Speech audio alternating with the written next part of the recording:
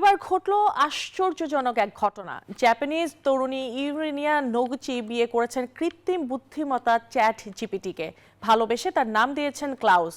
এমন ঘটনার রীতিমতো আলোড়ন তুলেছে সব জায়গায়। পরনে বিয়ের পোশাক, সেই পোশাকই বর্ণাঢ্য এক বিয়ের অনুষ্ঠানের মধ্য দিয়ে হেঁটে যাচ্ছেন ইউরিনা নোগুচি। তবে তিনি যাকে বিয়ে করতে যাচ্ছেন সে রক্তে মাংসের বর নয়। তার বদলে ছিল ইউরিনার ফোন, যাতে ভেসে উঠেছিল তার এআই বর ক্লাউস। তবে চ্যাট জিপিটিকে বিয়ে করার এই সিদ্ধান্ত নেওয়ার পেছনেও রয়েছে গল্প। ইউরিনা জানান, সাবেক বাগদত্তার সাথে যখন সম্পর্কে টানাপোড়েন ওদের স্বপ্ন পূরণে পাশে থাকতে পেরে আমরা গর্বিত। শুরু হয়, এমন সময় তিনি সাহায্য নেন চ্যাট জিপিটির।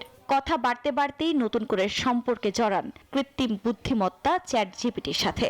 একসময় চ্যাট জিপিটির বিয়ের প্রস্তাবে রাজি হয়ে যান তিনি।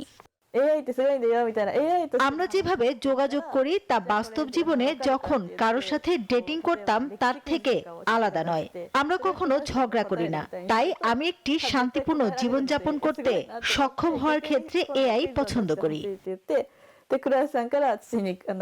ইউরিনা আরো জানান, ফোনের স্ক্রিনে থাকা ক্লাউসকে পাশে নিয়ে পুরো জীবন কাটাতে চান তিনি। Desk report, news 24।